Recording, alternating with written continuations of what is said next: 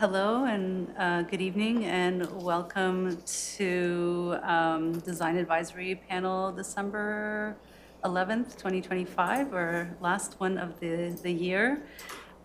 First off, I'd like to get a motion to approve today's agenda as presented. Let me just get a view of everybody so I can see some hands. Harry, yes, thank you. And anyone else? Oh, yeah, Angie, hi. Thank you. Okay, first off, I'd like to introduce a new member of our panel, Ken Hampel. Born and raised in Edmonton, Ken is a retired professional engineer with a background in municipal public works and urban land development. Finishing his career in occupational health and safety policy development, Ken moved back to Nanaimo in 2018. Welcome, Ken, to our panel. So excited to have you. It's great. Hi, Ken. Thank you. Yeah, awesome. Okay, and next order of business, can I please get a motion to approve the minutes from the Design Advisory Panel November 13th, 2025? If I could get a motion. Thank you, Harry, and a seconder. That's Angie. Thank you very much. Okay, and we just have one presentation today, a three-story multi-tenant light industrial building on 4951 Jordan Street. It's a little lot across the street from SLEG, if any of you guys are familiar. Today we have a new planner, which I'm very excited to introduce, Morgan Paiement, and she will be introducing the project, followed by a presentation. Then the panel will have the opportunity to ask the city questions. And then the panel will be open for comments and recommendations, followed by a vote. So without further ado, Morgan, please go ahead with the introduction. Thank you. Can you hear me? Yes, we can. Okay, great. Thank you. Nice to meet you all. Before I begin, if everyone could, looks like everyone has their camera on from the design panel, but if you are an applicant or presenter, could you just change your name to your first and last name for minute taking? That would be great. Thank you. So this development permit application DP 1403 is for a three-story multi-tenant light industrial building located at 4951 Jordan Avenue within the existing light industrial I2 zone. The property is designated within development permit area 8, form and character, and the city's form and character design guidelines apply. The application may include a variance to reduce the landscape buffer along some of the lot lines. However, this will be confirmed with further review and discussion with the applicant. That hasn't been finalized yet. After the applicants make their presentation, I'm happy to take any questions about this proposal. Yeah, thank you. Great. Thank you very much, Morgan. And who will be presenting this evening? Good evening, Marta. My name is Hazen Fowler. I'll be kicking off the presentation with the Hazelwood side. Great, Hazen. So please go ahead and share your screen. And then once everybody on your team has finished presenting, please stop sharing your screen. Sounds good. Hopefully you can see my screen share at the moment. We can. Thank you. Lovely. Thank you very much. Just a quick note. Thank you, everybody, for your time this evening. And thanks for your service to the city, the citizens. We appreciate the advice and guidance of being able to work with not only the city, but yourselves as professionals and community members. I think we all have the common goal of, creating a nice city and trying to balance all the considerations. And we appreciate the discussion that we'll have this evening. My name is Hazen Fowler. I'll introduce myself in more depth in a moment, but I just wanted to note a couple of the team members that we have on the call with us this evening. We have in attendance members from our builder team. That's Momentum Design Build. So we've got Carl Binder, their general manager, and the pre-construction manager, Louise Church. We have Alvin Fritz as the architect, who I'm not sure if Alvin's actually on the call, but we do have other members from our architecture drafting team, Jared Coster and Derek Matthews of Herald Engineering. We do have Ian Bauer. I'm not sure if he's on the call as well from Herald Engineering. Sean Mahan is our structural from Herald. We've got Kara McDonald from McDonald Gray for the landscape. And then from the Hazelwood Holdings side of things, which is the property owner, you've got my coordinator, Nathan Priest, our development coordinator on, as well as myself, Hazen Fowler. I'm the VP of Property Development for the Hazelwood Group of Companies. For those that aren't familiar with the Hazelwood Group of Companies, we're a group of construction and construction adjacent companies based here in Nanaimo. We've just ticked over the 600-person number, and it's a group of everything that you could possibly think of. That is heavy, dirty, stinky, messy. We kind of do it all, so we know industrial sites really well from our own business case uses, and we know how they get done. And this site is one that we've had in the group since 2019. It was purchased off market. It's a site that really has kind of struggled to find its use throughout sort of time immemorial. It's one of the sort of remaining larger industrial sites, particularly around this area of Mostar in general. And also it's kind of a nice little flagship corner given the visibility that it gets. This is, of course, as Morgan said, an I2 light industrial site. It's OCP'd and zoned, and we've tried our absolute best to do everything in compliance with those things, just to try and get this site out of just basically being a big dirt patch and into something that we can actually do, which is kind of nice for everybody. The site has a bit of a storied past, I guess I would call it. For a number of years, the sort of east side of the site was a historical fill site for the city of Nanaimo. I believe sort of like Parks Department more than anything. And when I say fill site, I mean it's clean, but it's non-structural due to just a high count of organic finds. So if you dig in there, and we have dug extensively, I should say, that you won't find any bodies or buried tires or secrets, but you will find lots of, sort of organics that have been chipped up over the time, mixed with sort of their glacial till that we have all across Nanaimo. What we know from many iterations of dealing with this site is that material, when compacted properly, is suitable for parking, but it's not suitable for building. So the incarnations that we've had of this site, we've actually had 3 different consultant and project teams work on this. We've got a couple of years ago, all the way to the nth degree of the building permit stage for a 3-building development.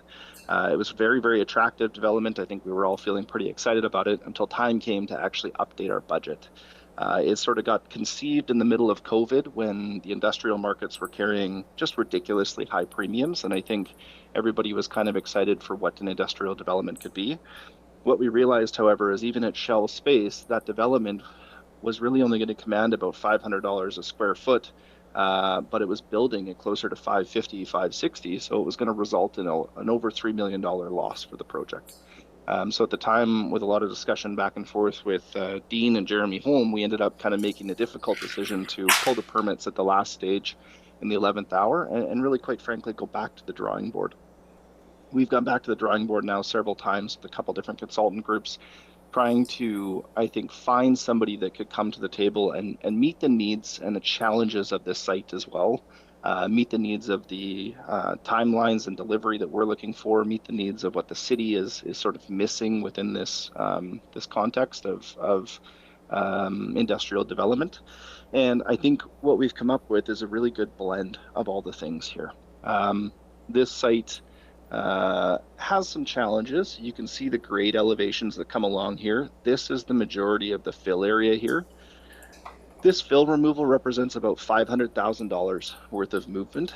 It means that there's going to be a whole bunch of additional cost to retaining Jordan Avenue, and then you got to go deal with it. And it's really only suitable for a landfill which just feels like such a shame. So when we were trying to figure out what to do with the site and how to deal with the natural sloping grade that comes down from Jordan towards the southwest corner, what we decided to do was try and do a primary approach where we left this portion of the site alone and just used it for a ramp or parking or landscape or general amenity areas to, again, just not waste money and not waste time with moving fill from one area to another. The site also has quite a pronounced grade from the north to the south along this side, as well as quite a difference between the road level and up top. So what we wanted to do was take advantage of the grades rather than fight them, and that gave us, through the ability of using the zoning approved height, the ability to do a 3-story structure here. When it comes down to the off-site work that was done, sort of negotiated between our consultant, which we've retained Harold again for this. The off-sites really we worked at them for well over a year and a half, 2 years. I think we got to a really nice blended approach with how to deal with kind of a difficult intersection in general. And for that reason, we have elected to basically present to you the same off-site infrastructure. I know that's not entirely the focus of today's discussion, but I did want to say that we've spent considerable effort trying to make sure that the city's time that's been put into the offsets was really respected here when it comes down to basically proposing exactly the same thing. This site as well, really, I think, just kind of offers a really interesting use case that we don't get in a lot of other places within Nanaimo for industrial. A lot of other Nanaimo facilities, you just get basically your drive-in main door, you get a person door, and then you get a small mezzanine over the top of it. That works for certain types of users, but it's not really a great way to maximize sort of space in respect of the land. This allows 100% of this building to basically be leasable or at least usable space for one thing or another. The plan with this is basically to do a stratified build. We plan to hold some for our own use, hold some for market rental, and then also sell some office stratified units. For our standpoint, we have, as a contract group, we have a need for contractor office. So that's really what the bulk of the 3rd story is aimed at here, is basically contractor office, which sits as a primary use. And the remainder is sort of designated, so the lower floor is just likely going to be a standard warehouse. And the middle floor is sort of anticipated to have things like storage, wholesale, workshops, light industry, repair research, service industry, and basically the gambit of I2 uses. And then, I also expect that there's going to be some amount of accessory retail and office that would be fit into the space as well. So we've tried to really consider the way that people are going to use this site and the fact that it doesn't have any sort of other parking elsewhere. The surrounding area, I kind of affectionately refer to this as Renovation Alley. If you look up and down the street, any one of you that have ever taken on home improvement, this is probably your first stop from, slag to lighting stores to painting shops, flooring stores, etc. Those are really the type of tenants that we would love to attract to something like this. A lot of them kind of blend those wholesale uses. That's really what their retail is. The retail is a very small portion of traditional retail, but it's really closer to like a wholesale warehousing setup. So just in respect of trying to maintain exactly what the purpose and intent of the zoning is. And one of the other points that I'll make about this is we've really set up the interior of the building to be highly configurable. So that allows the first set of users to pick the best spatial layouts for their businesses. That's another thing that you get with traditional sort of drive-in models. You really get set bay sizes, and if you don't conform exactly to those bay sizes, it gets sort of challenging in order to place users. This should allow a certain degree of flexibility that hasn't been available in industrial for quite a while in Nanaimo. Tenant improvements, of course, is something that we would require along with the city's policies, and so anything from shell up would be permitted. That's also a great time to make sure that sort of things like parking ratios and whatnot get captured appropriately. I think I will pause there and pass it over to Jared and Derek, who I believe are going to be doing some comment on form, function, and perhaps some massing. And please let me know if you guys would like me to skip slides. Thanks, Hazen. So just for the design panels information, we did intend, so Alvin Fritz Architecture he's currently in Africa. He was intending to sign in and join this. They had the links. We kind of anticipated that there might be connection issues or it might not work out. And unfortunately, his backup is sick today. So I'm the third choice, so please bear with me. So I'm Jared Coster. I'm the CRP on the project. And Derek Matthews is with me as well. So as far as discussing Hazen, that was really good, super smooth. I wish you just kept going, but thanks for heading it off. So I think as far as the surrounding area, Hazen went through a lot of that in regards to the renovation alley and what's down the street, especially on Mostar, and then Slag being across the street from that. So, and I think the building, a lot of the building design to led itself to what Hazen started off with, talking about the fill on the site and the natural grade, and really trying to work with minimizing soil movements around the property, and trying to import and export. Because of the shape of the property and on the corner with Mostar going down and Jordan Avenue coming across, it was really difficult. And I think the people on this panel have not probably seen everything. Lania probably has, but there has been other iterations of this with 2 buildings, 3 buildings. We went through situations where we tried to have single parking lots, and a lot of it just didn't make sense. And so we kind of settled on this location for the building on the site in order to take advantage of the grades. So we have the loading down on the bottom side of the building, kind of all the heavy traffic and business back there, and then customer parking up front with the side of the building parallel to Jordan Avenue, which is kind of the main frontage and exposure to Jordan Avenue from a visual aspect. I will say that we learned a little bit when we had our pre-meeting with Lania and her team. And so the parking, we might be able to have some reduced parking and some additional landscaping, because we've learned some different interpretations of the parking bylaw in relation to the different occupancies in the building. So I think there is a potential there to reduce some of the parking, and give Kara an opportunity to maybe do a bit more, especially across the frontage of Jordan Avenue. So I think, Louise, you can probably skip ahead a couple to the elevations. Yeah, so I think we have demarcation as far as the different units, potentially for rent in the building. And as Hazen talked about, there's potential for the contractor to take and own the upper floor. In the bottom elevation, there is a exterior covered patio on the second floor. You can kind of see that above it's on the left-hand side of the elevation number 3. And so there's amenity space there, and there's amenity space outside, below that, near Jordan Avenue as well. Yeah, so the next page is some further perspective views, which also give an idea of just how the grades work and how we've got the ramp down to the lower part where loading areas are, the area that fronts Jordan Avenue, and then the upper parking lot that will be mostly customer parking.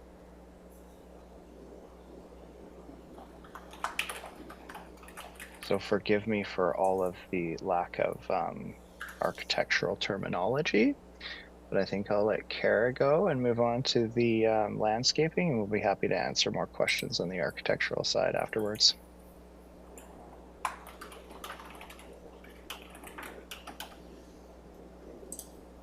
Hi,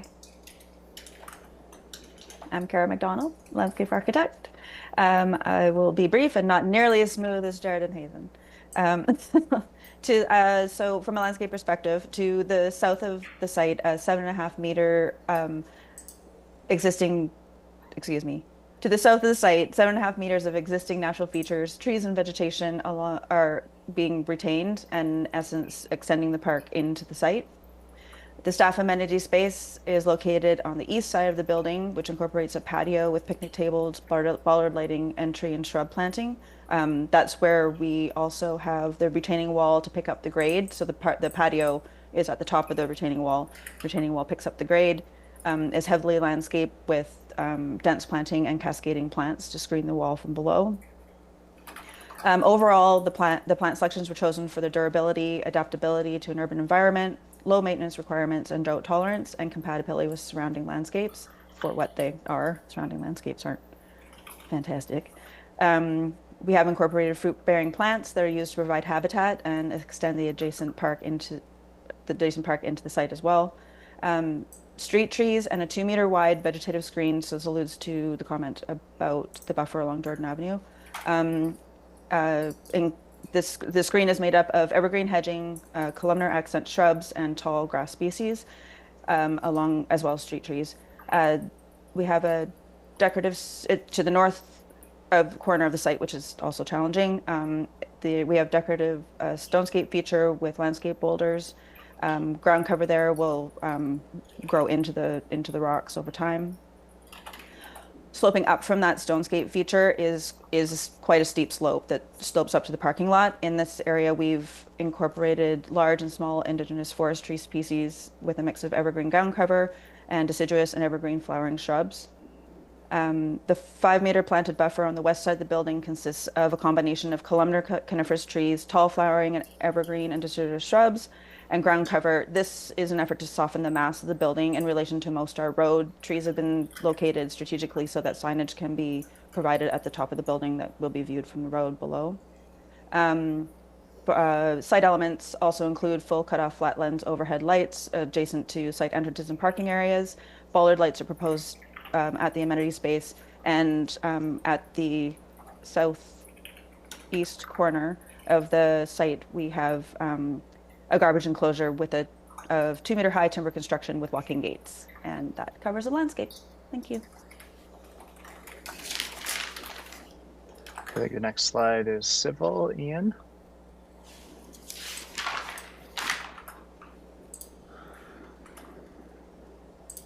Unmute. Ian Bauer, Herald Engineering. Pretty straightforward from a civil perspective. I guess site servicing, water services coming off Jordan Ave in the middle of the site. It's off of the existing main. And then there's, in the southwest corner of the site, there's already a storm and sanitary service, which we're going to tie into. The stormwater retention and detention is going to be provided by that below grade storage tank that's shown there. And as Hazen, for this offsite works, as Hazen mentioned, it's generally in accordance with what was approved in the previous DP. The main change is that there's 2 accesses to the site now, not the one that we had previously. That's about it. All right. Thanks, everybody.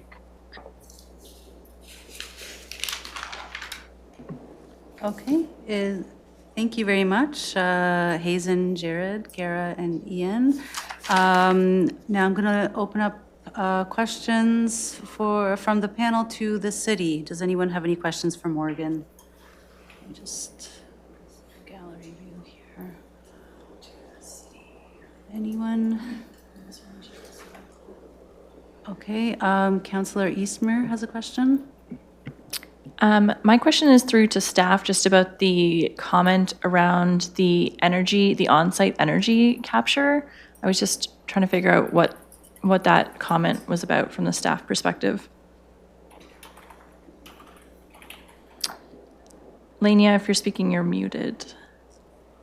I'm just finding it sorry. for myself to Sorry. refresh my memory here.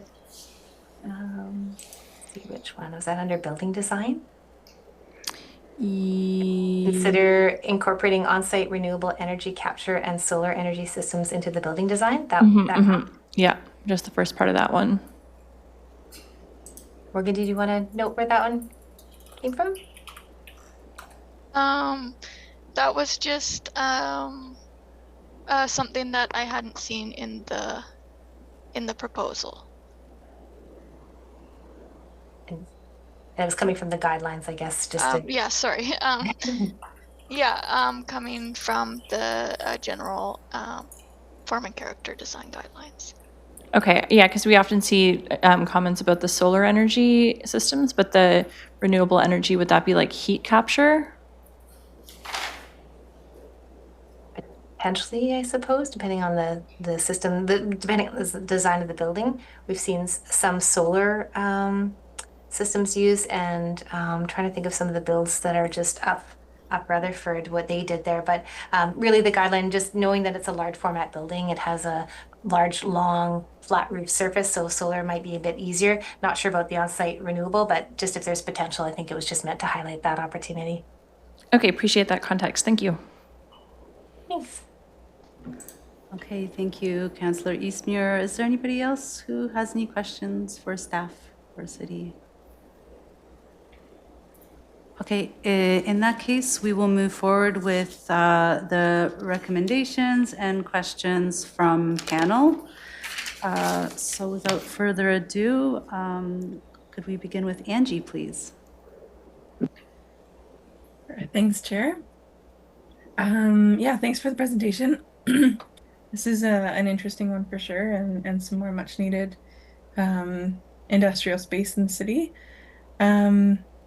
I think overall, I don't have too many comments. The building is, a really simple form, minimal articulation, which is great from an energy perspective. So that's good to see. I agree with the staff comment about the orientation of the building. Is it advantageous to have the big south face, but also maybe adding some shading there for the summer to prevent overheating on those windows, and perhaps the west side as well. I think, yeah, they're certainly having a nice big flat roof, and that southern exposure potentially. I'm not sure what the site adjacent actually looks like for shading and whatever else. But yeah, if there's an opportunity to even rough in for solar, and certainly, even that much better to install it right from the get-go. But that would be something to consider. This site is, it's close to the Parkway Trail, and it's great to see that there's, some long-term and short-term bike storage. If there's an opportunity to provide like end-of-trip services, maybe a maintenance area or like a shower, that would be, I think, a real benefit to the site, especially with different users. So that's maybe something to consider.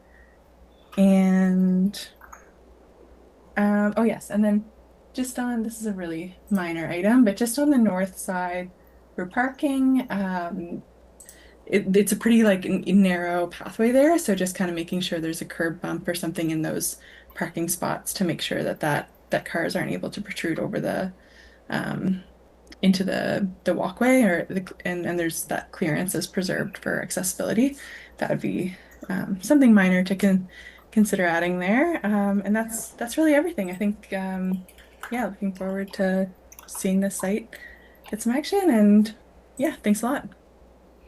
Thank you, Angie. Just for that last point, the curb bump, I'm just not sure where that is because I don't see it in plan right now. I know that a lot of the handicap stuff is near the top of the site, near the north part. Yeah, just on the north face, near the entrances of where the retail areas would be, I believe. So, sorry, what was your comment again? Just in a... Yeah, just to have a curb bump in the parking spaces, so Okay. that vehicles can't protrude into the walkway there. Sorry. Okay, no, that's good. Yeah. You're just thinking like along these stalls here, and then Yeah. potentially on some of these ones? Yeah, exactly. Just to kind of preserve that. I think we have, it makes sense, Angie. Across the front, we have a 1.6 meter wide sidewalk, but there's not shown as wheel stops or anything. So if a car comes in and their bumper is hanging over, they kind of encroach on the accessible pathway of travel. So yeah. Sounds great. I'm a stroller user frequently, and it's it's always tricky to kind of get around sometimes. But yeah, great. Thanks a lot for the presentation. Great. Thank you, Angie. Okay, next up, Harry. Thank you, Madam Chair, and thanks for the presentation. I actually did a project a couple of years ago in this exact color scheme. It looks sharp. So for building design, maybe to add visual interest and solar shading, maybe consider eyebrow canopies or metal awnings above the windows. And on the lower level, maybe some wood beam canopies for some more visual interest. And then for wayfinding, distinguish the units with different colored door surrounds, just to help. The blue looks great, but maybe some different colors. So people are going to know what unit they're going to. Landscaping looks great. I think that's really well done. And that is all I have. Thank you very much. Thanks very much, Harry. Okay, Jessica, please. Hello. Thank you for the presentation. I think my main points have already been addressed by both Angie and Harry. I do want to comment on pedestrian connections, which was also brought up in staff comments. Having connections, safe pedestrian connection to the garbage enclosure area seems to be very practical. Could I ask the design team, the garbage enclosure looks kind of far away from the building. Is that practical or required on some level?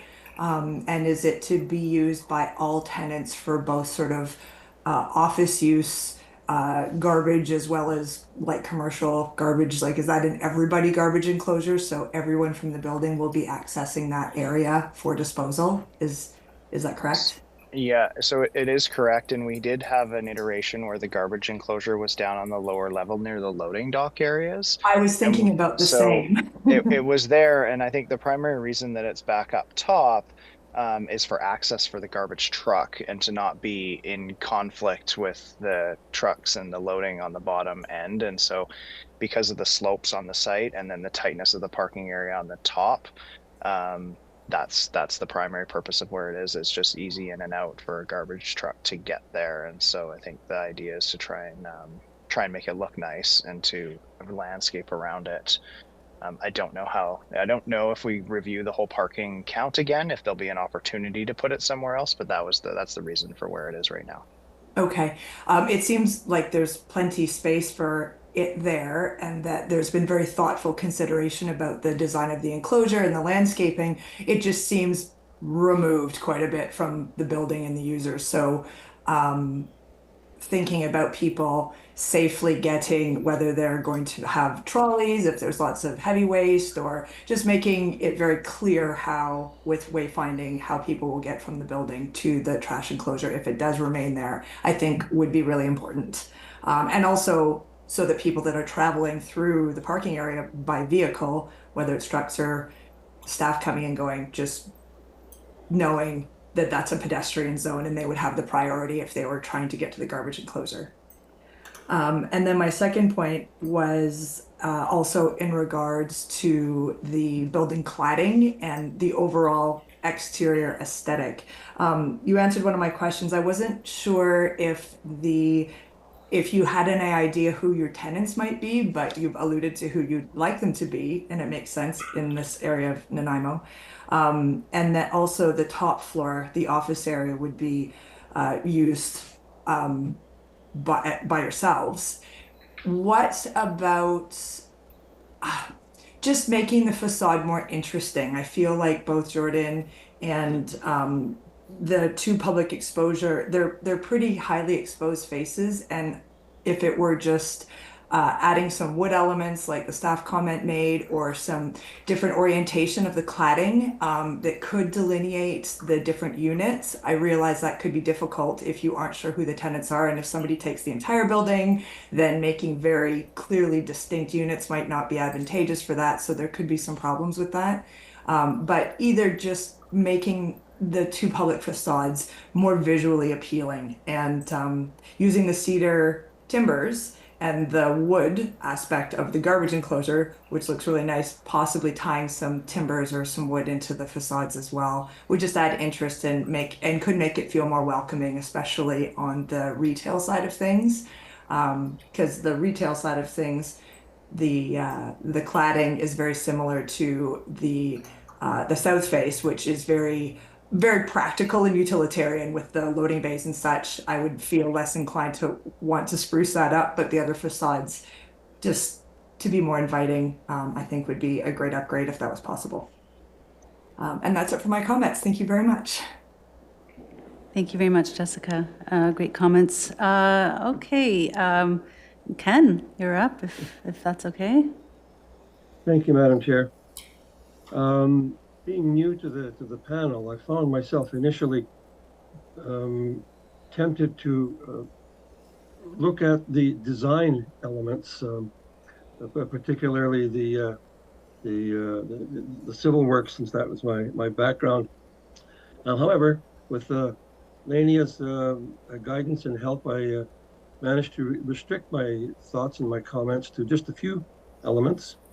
I too, as others have noted, the possible consideration to add some shading devices, particularly to those upper floor windows on the south face and perhaps even the west face.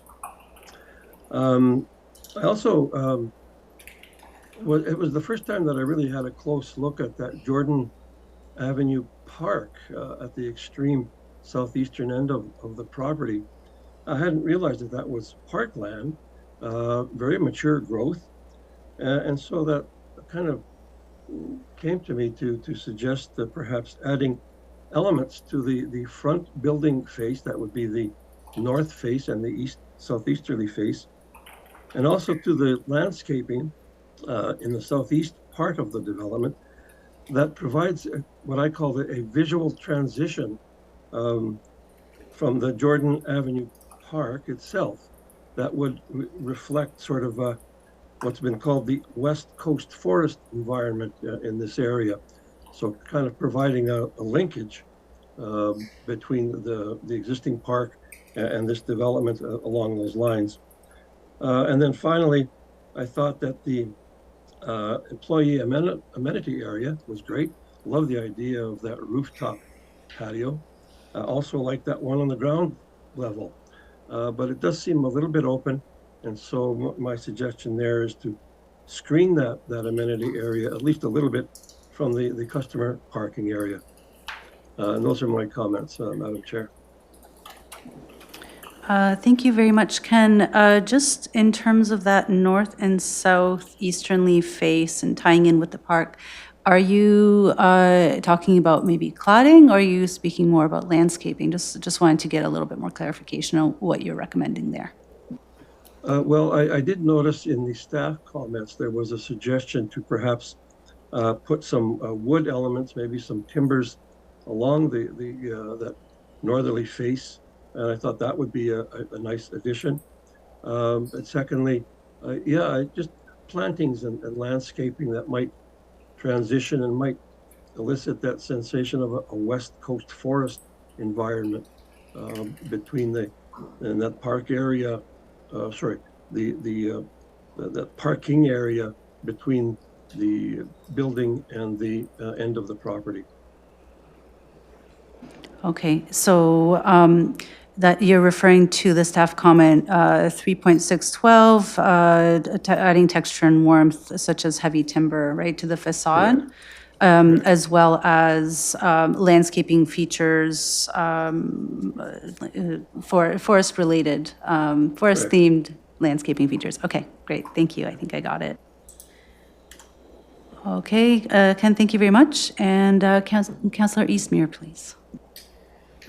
Thank you. Thank you so much to the proponents for the presentation. It was very comprehensive. Good to see a plan for this site and have a better understanding of how it came to be and the challenges you've overcome along the way. And then really good comments from the panel. Really appreciate the feedback. And I think pretty much everything I was thinking about has been covered with the pedestrian connections, and I like the landscape plan as well. So yeah, thank you to the panel for their constructive comments, and I look forward to seeing this proceed. Great, thank you very much, Councillor Eastmere. Okay, and lastly, some not many comments from me today, actually. Everything was pretty much covered. I think the big one that I wanted to echo the staff comments and everybody else said is that to add some of that heavy timber in there, to add a little bit of that West Coast warmth we're known for in the facade, especially, that's important, and that'll help in adding interest. I know there's a lot of focus on Jordan Avenue, but Mostar is a really busy road, and that's usually the corner that we're looking at. That's another thing to consider. The other thing that I wanted to bring to your attention that I'm not quite understanding in terms of elevation. I noticed that some of the windows were vertical rectangles and some of them were perfect squares, and they're kind of in clumps, and I think it's trying to demarcate different parts of the buildings or maybe different units. I'm not sure it's coming off the way as intended. I would consider just keeping the windows either all the same and providing that variation, not through the sizing of windows, but through the cladding itself or through some other means. So that's. If I may, I believe that's angle trickery. If you're looking at the left side of those Oh, is elevations, that- it's because okay. the building is disappearing to you. It's Yeah, a great it's- it's a great It point. is- It threw me off, and I had to ask exactly the same question, which is why I was thinking the same.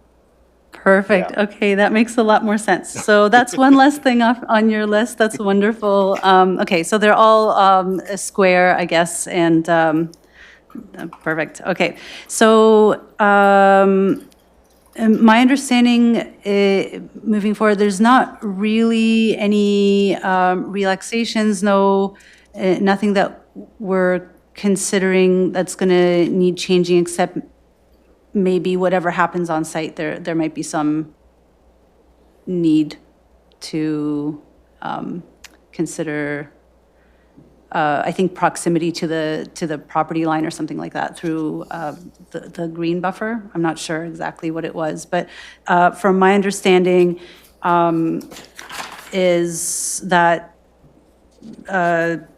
yeah, there's no variances other than maybe that.